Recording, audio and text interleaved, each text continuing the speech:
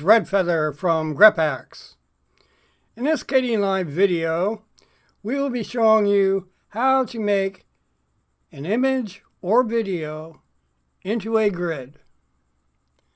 Bring in the video or image you would like to work with, placing them on the timeline of Kdenlive.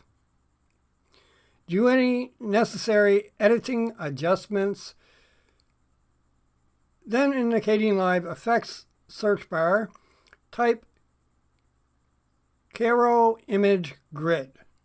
Grab the Cairoimagegrid effect, placing it into the video or image on the timeline. Highlight the image or video you have placed the effect in so as the Kdenlive effects property window appears. Notice in the Kdenlive properties window of the Cairoimagegrid, there are two bars that can be adjusted, rows and columns. Now let us add the Cairoimagegrid effect to our video on the Kdenlive timeline and give it a playback, although it will lag because I am recording at this time.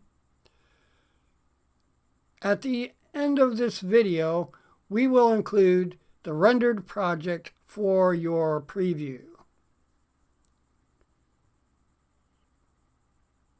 In the next part of this Kdenlive example, notice I have downsized the video and placed our image underneath.